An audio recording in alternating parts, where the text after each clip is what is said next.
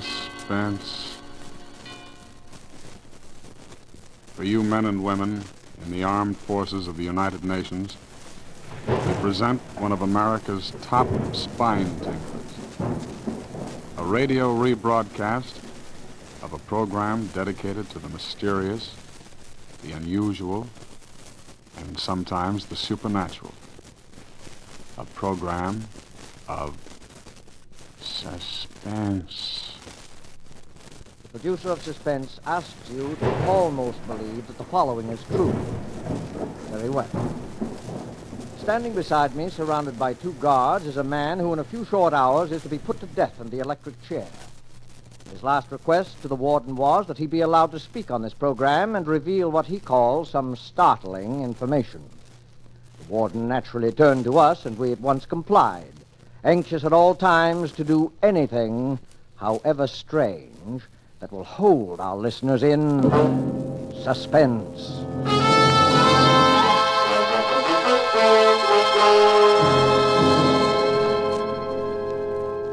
All right. Ladies and gentlemen, I'm speaking correctly? Yes, right here, sir. Thank you. Ladies and gentlemen, this broadcast will never be completed. I'm going to tell you a story. The story involves a number of famous and influential people here as well as abroad. These people have received warning from me, and I am sure all of them are making it a point to listen to me now. I shall not name these great, these rich, these influential gentlemen until my story is over. They will recognize the story, they will remember me, they will take the necessary steps for my reprieve. I shall expect a full pardon and safe conduct to a neutral country. These are my terms. I shall expect word of this to be brought to this studio during this broadcast. But as I have warned you, this broadcast will never be finished. You will never hear those names. It is certain my price will be paid. I am presently under sentence of death for my activities in the matter of refueling German submarines in the Caribbean. My full confession has been reproduced in the popular press. You have read it and you know the details. It is the least ingenious of my exploits and my first failure. So much for it. The story I shall tell you tonight occurred many years ago, but concerns, as I have said, many now living. It will interest you, I hope. I know it will interest them. Very well, then. On the 3rd of June, 1925, in Liverpool, a man who gave his name as Monsieur Louis Caratel asked to see Mr. James Bland, the superintendent of the London and West Coast Railway. He was a small man, this Caratel, middle-aged, darkened, with a stoop so pronounced that it suggested some deformity of the spine. He was accompanied by a friend, a man of imposing physique who, from his swarthy complexion, was probably either a Spaniard or a South American. It turned out later that his name was Gomez. One peculiarity was observed in him. He carried in his left hand, fastened to his wrist by a strap, a small leather dispatch case. No importance was attached to this fact at the time, but later events endowed it with much significance. Monsieur Caratel was shown to Mr. Bland's office while his companion remained outside.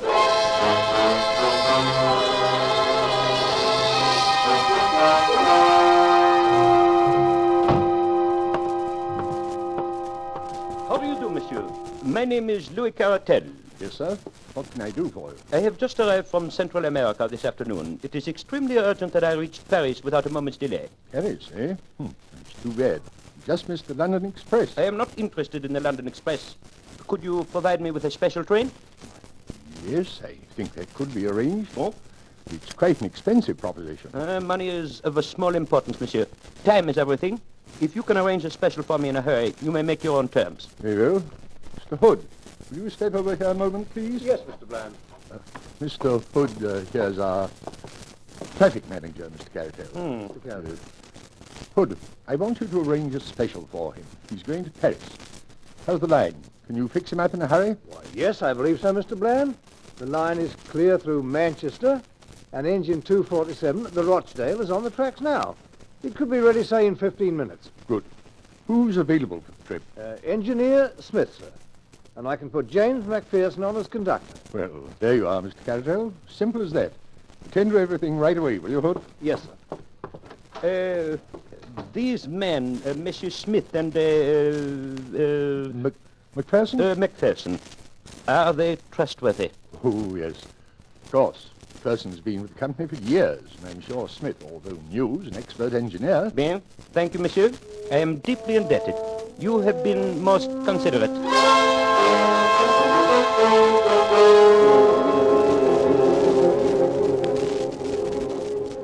At 4:31 exactly by the station clock, the special train with Caratel and Gomez steamed out of the Liverpool station. The line at that time was clear and there should have been no stoppage between Manchester. At 6:15, considerable surprise and some consternation was caused among the officials at Liverpool by the receipt of a wire from Manchester to say that the special had not yet arrived.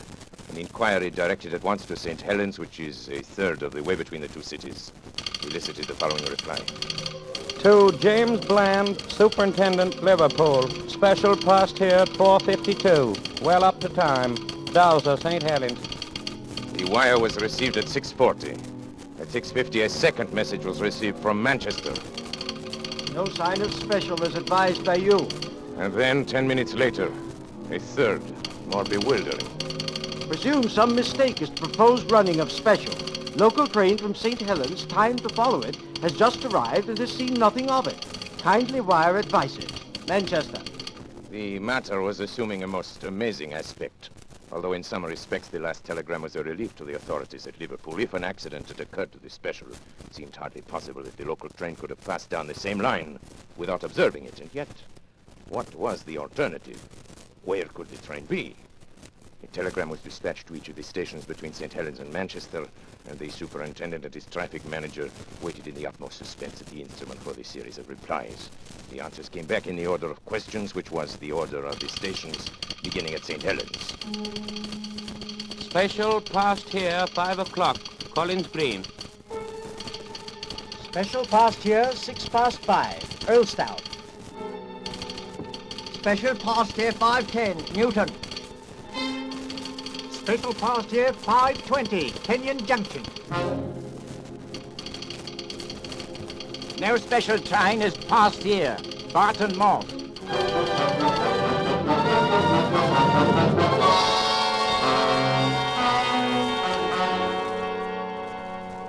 Hood, this is unique in my 30 years of experience. I can't understand it, Mr. Bland.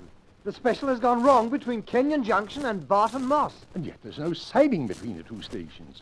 Special must have run off the rails, jumped the track. But how could the 450 Parliamentary pass over the same line without seeing it? There's no alternative, Hood. Absolutely must be so. Possibly the local may have observed something which may throw some light on the matter.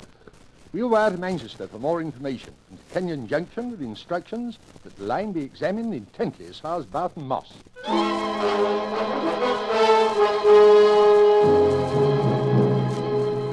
The answer from Manchester came within a few minutes.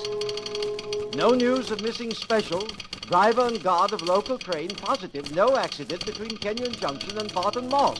Line quite clear and no sign of anything unusual. Manchester.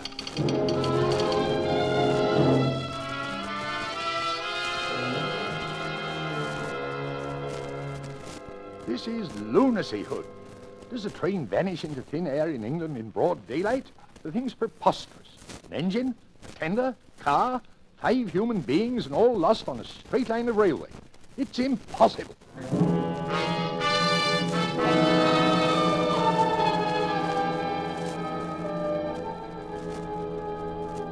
A month elapsed, during which both the police and the company prosecuted their inquiries without the slightest success. Mr. Bland, at the end of this period, offered his resignation. It was accepted. The affair remained unsolved.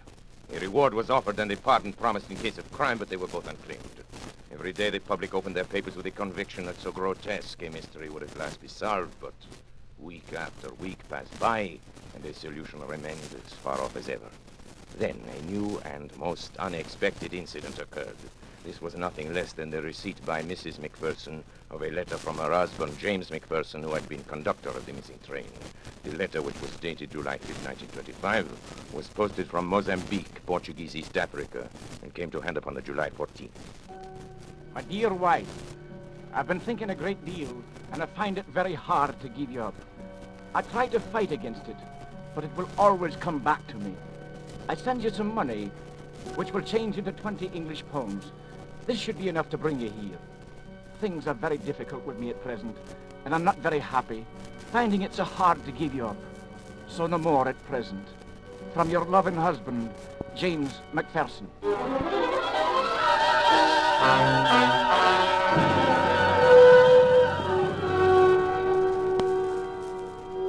For a time, it was confidently anticipated that the letter would lead to the clearing up of the whole incident. As directed, Mrs. McPherson sailed to Portuguese East Africa. She stayed in Mozambique for some time, but heard nothing from the missing man. Finally, she returned to Liverpool, and so the matter stood.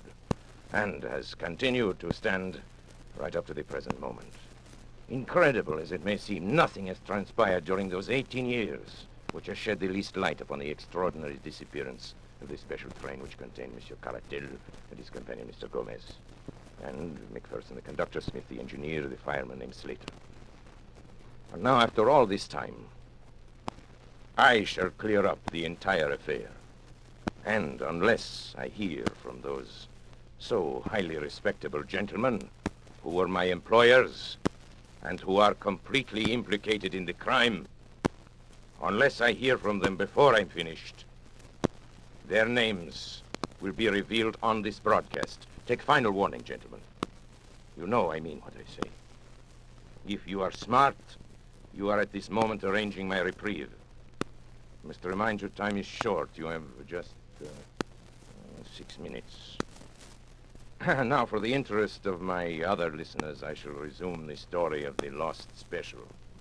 In a word, there was a famous trial in Paris in the year 1925, perhaps you recall it, in connection with a monstrous scandal in politics and finance. How monstrous that scandal was can never be known except by such confidential agents as myself.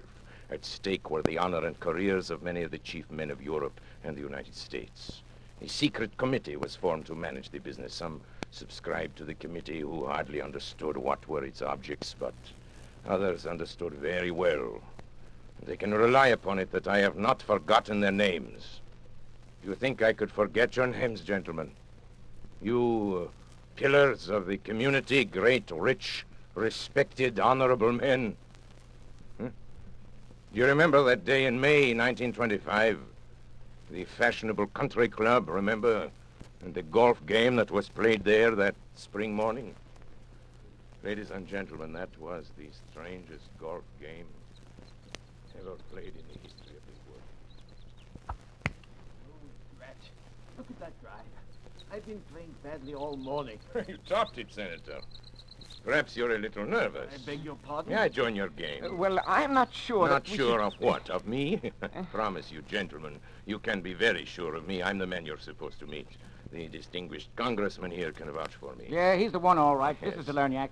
Mr. de Lerniac, may I present My name is not really de Lerniac, gentlemen, but I am sure that bothers you no less than it does me. Besides, there is no need for introductions. I know everyone present by sight and by reputation. My drive, I believe. Thank you. Not so good. 200 and, about 50 yards. I hope I'm not going to continue in this way. You're sure we can talk safely here, Frank? How do we know Please that... set your mind at ease. We shan't be overheard in the middle of a golf course. There is no convenient hiding place here for dictaphones, even in the rough, where I notice you're playing the greater part of your game, Senator. You must be nervous this morning. I know, but I don't like it. I don't like it at all. Well, it's not the superlative course you are accustomed to on your own enormous California estate, sir, but it's going to have to serve our particular purpose. Oh, by the way, let me compliment you on the way you have had your syndicate of newspapers handle the recent strike situation and the editorial which appeared under your own signature this morning. Yes, well calculated to stir up trouble with the labor. Let's get on with our business. Yes, Mr. de Lerniac... At your service, sir. And may I suggest we continue our game? I know the absence of caddies is an inconvenience. Mr. de Lerniac, Certainly. in June, a month from now in Paris, there will be a most important trial. Ah, yes. During its progress... Pardon me, are you referring to the Sarinsky trial? Yes. I- You know about it, then? Well, certain interesting details. I know something of it. It's my business, after all, to keep myself informed about these matters. It is not for nothing that I am known as the most... Let me efficient of all continue, agents please. provocateurs. This trial, I'm Yes. speaking in the utmost confidence, you understand. This trial could, if certain evidence were introduced, could have a very serious effect upon the prestige and standing of some most important men. I'm sure In of fact, it could even... You're shivering, Senator. You find it cold out here? No, No, get on with it, Frank. Get to the point. For heaven's sake, please. The evidence which one man could bring to the trial could ruin these men. Without it, the trial will collapse for want of facts. But if this one man arrives in Paris, Quite evidently, you do not wish him to arrive in Paris. No. Gentlemen, you have come to the man. This sounds indeed like the sort of thing which no one in the world can manage with such skill and success as myself. I must admit, however, that my services come rather high. Well, It's only natural, since there is only the one. money makes no difference. We have Relieved formed to a hear group, a committee, and we have the command of an unlimited amount of money. Absolutely Good. unlimited, you We hear. will name people and places now. Who is the gentleman whose appearance in Paris would cause such regrettable embarrassment? his name is Caratal, Louis Caratal. He knows everything. He has papers, Yes, documents, I all the understand. evidence. Where is this Monsieur Caratel at Well, present? he's sailing from somewhere in Central America within the next few America. days. That much we know. Good. Central America. I have an excellent man down there in Central America. This Caratel, you know anything about him, his personal habits? No, very little. He's a small man, dark. He has a bodyguard, a great big bruiser named Lopez Let me Gomez see, or from something. Central America, that would be the Americano Tropicano. No, those are line my there. ships. You Trips all commence at Liverpool, I believe. That's where the ships dock, and our famous trial is to begin in 3 weeks. That would mean that Monsieur Caratel would go directly to London, and I imagine that once there he would be heavily guarded, since it can be no surprise to him that you gentlemen are not without connections in the British capital. That's good, clean You see, thinking. this is not so simple as some of my other exploits. A simple assassination. There's your ball, sir. You're playing a Dunlop 38, aren't you? Huh? Oh, yes, to be sure, yes. Quite. As I said, a simple assassination, the usual clumsy job, will not do here. The documents might, after all, be found. The bodyguard might survive somehow, and then we have accomplished nothing, not so. Yes. Are you going to play? Yes, of course. Topped it again, I'm afraid. Shall we proceed? I already have 3 plans in my head, gentlemen. I have a plan for nailing him at the Central American port from which he embarks. I have a plan for his disposal aboard the ship. But in each of these cases, I, Delagnac, will be unable to be present, so there is the chance of failure. I will think of a 3rd plan, gentlemen. I shall sail immediately to Liverpool. On my way there, sitting on the deck in the May sunshine, I shall conceive my 3rd plan. It must be something special. Something very special. There I am. Is this your famous water hazard? Well, I think a number 7 iron will do it.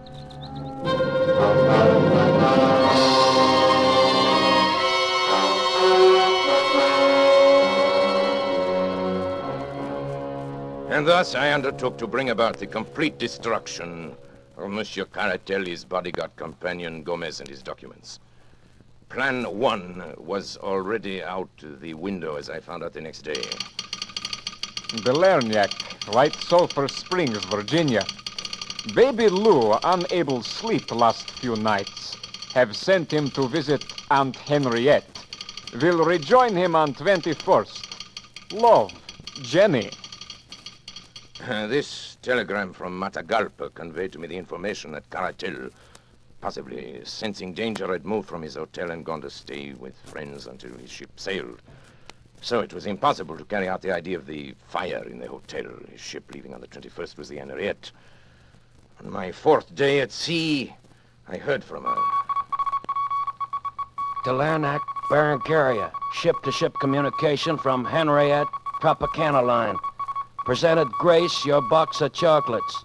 Louise has given up candy for Lent. Grace still wants us all together for 29th birthday party.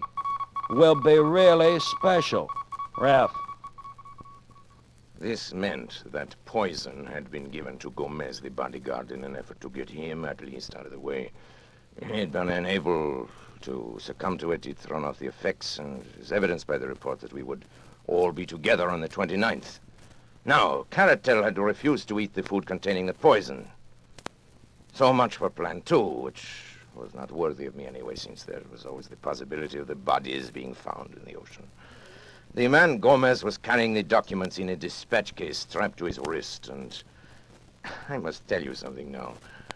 I was glad, mind you, that we had failed so far, for the plan I had conceived on the night I arrived in Liverpool was so magnificent, so absolutely unprecedented in the annals of crime, that I owed it to myself, to my employers, and to history to carry it through. The inspiration came from the words in the code telegram which indicated that Cartel would arrive in London and hire a special train there to convey him from Liverpool. My British agent, Mr. Moore, and I contrived to buy over several officials of the railway. Now, here begins the story. First, the division head, who helped us employ James McPherson, whom we contrived to be the conductor of any special train we designated. Then further, at a sum that would make them independent for life, we bought over an engine driver named Oswald Smith and the fireman John Slater. These men, we arranged with the division head, would be assigned to whatever special train was hired by Cartel.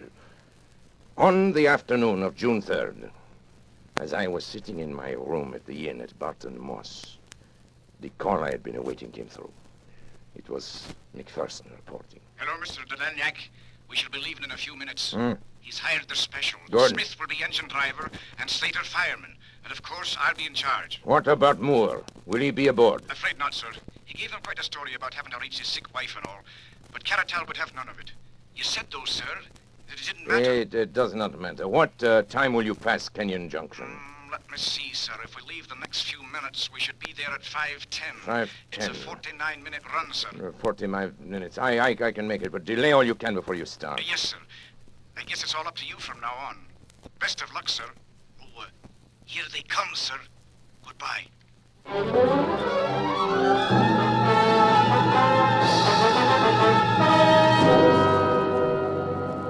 And now I went to work. Everything had been prepared for days before, and only the finishing touches were needed. The sidetrack, just before Barton Moss, leading to the abandoned Heartsease mine, had once joined the main line, but it had been disconnected when the mine had been worked out some years before. We had only to replace a few rails to connect it once more. With my small but competent band of workers, we had everything ready well before the special arrived. When it did arrive, it ran off upon the small sideline so easily that the jolting of the switch points appears to have been entirely unnoticed by the two travelers. So, now I have our special train upon the small line which leads, or rather used to lead, to the abandoned mine. You will ask how it is that no one saw the train upon this unused line. I answer that along its entire length it runs through a deep cutting, and that unless someone had been on the edge of that cutting, he could not have seen it. There was someone on the edge of that cutting. I was there. And now I will tell you what I saw. The moment the train was fairly on the sideline, Smith slowed down the engine, and then having turned it on full speed ahead, he and McPherson, with Slater the fireman, sprang off before it was too late. It may be that it was this slowing down which first attracted the attention of the travelers, but the train was running at top speed before their heads appeared at the open window. It makes me smile to think how bewildered they must have been. What a catch must have come to their breath as it flashed upon them, that it was not Manchester that was awaiting them, but death. The train was now running at frantic speed, rolling and rocking over the rotten, rusty line, while the wheels made a frightful screaming sound on the corroded surface. I was close to them and could see their faces. Caratel was praying, I think. There was something like a rosary dangling out of his hand. The other, Gomez, roared like a bull, but was drowned out by the incredible noise of the train. He saw me standing on the bank, and when he realized he couldn't be heard, he beckoned to me like a madman, tearing at his wrist and hurling the dispatch box out of the window in my direction. Of course, his meaning was obvious. Here was the evidence that they would promise to be silent if their lives were spared. It would have been very agreeable if it could have been done so, but business is business. Besides, the train was now so much beyond our control as it was theirs. He ceased his howling and gesturing when the train rattled around the curve, and they saw the black mouth of the mine yawning before them. They were struck silent by what they saw, and yet they could not withdraw their heads. The sight seemed to have paralyzed them. I had wondered how the train, running at a great speed, would take the pit, and I was much interested in watching it. One of my colleagues, who had joined me there thought it actually would jump it, and indeed it was not very far from doing so. It leaped into the air and seemed to hang suspended for a moment. The funnel flew off into the air, and then the van, the car, and the engine were all smashed up into one jumble, which choked the mouth of the Great Britain. Something gave way in the middle, and the whole mass of iron, coal fittings, wheels, woodwork, and cushions crumbled together and crashed into the mine.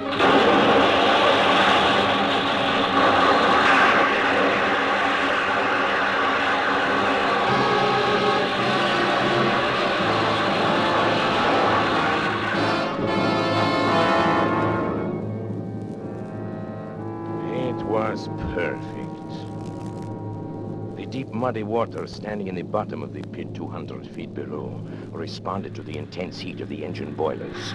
It hissed loudly and blew great bubbles of black mire into the air. At the same time, the walls of the pit, loosened by the impact of the train as it struck the opposite side, gave way, and a mighty avalanche of rock and dirt thundered down upon the wreckage of the train as it settled with a low, hissing sigh, and was covered forever by the mud and mire. The vapor hanging in the air shredded off into thin, small wisps, and all was quiet again in the Heartsease mine. And now, having carried out our plan so successfully, it remained only to leave no trace behind us. Our little band of workers at the other end had already ripped up the rails and disconnected the sideline, replacing everything as it had been before. We were equally busy at the mine. The lines which led to it were torn up and taken away. Then, without flurry but without delay, we all made our way out of the country, most of us to Paris, my English agent to Manchester, and McPherson to East Africa. Word in passing about McPherson, who was foolish enough to write to his wife and tell her to meet him in Mozambique. And naturally, we took steps to ensure that this meeting would never come about. I have sometimes thought it would be a kindness to write to Mrs. McPherson and to assure her that there is no impediment to her marrying again. But of the lost special, let the English papers of that date tell how thoroughly we had done our work and how completely we had thrown the cleverest of their detectives off our track. You will remember that Gomez threw his bag of papers out of the window, and I need not say that I secured that bag and brought them to my employers. It may interest my employers now, however, to learn that out of that bag, I took one or two little papers as a souvenir of that occasion. I had no wish to read the information obtained by these papers, but it is now, it's less than a minute before my broadcast is over. And I have received no word. It is the final hour. I see at the other end of the studio the engineer waving his hands at me that my time is almost up. Well, I gave you warning. You had your chance, gentlemen. Very well. Now I reveal your names. And the first name I reveal is that of Charles Watson. Ladies and gentlemen, they're trying murder. I want you to hear these names quickly. I know you will avenge me. The names are... After him! There he goes! Delania, can you hear me? Are you all right? Hey, Bill, play something quick, will you? Theme, curtain music, anything.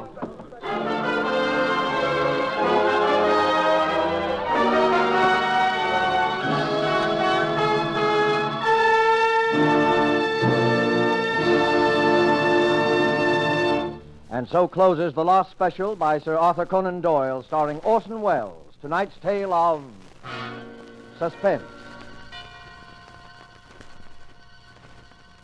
This rebroadcast of Suspense was produced in the United States of America.